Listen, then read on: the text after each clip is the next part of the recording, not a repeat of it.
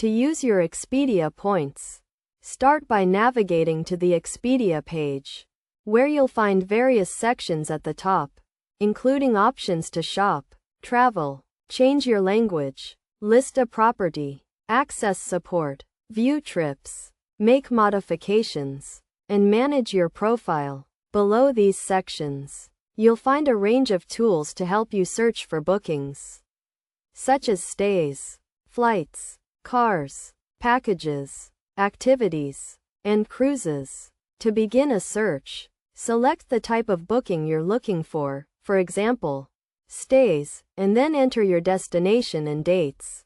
Choose the number of travelers and click Search to view the results. You can refine your search using filters. And once you've found a suitable option, click on it to view the property page.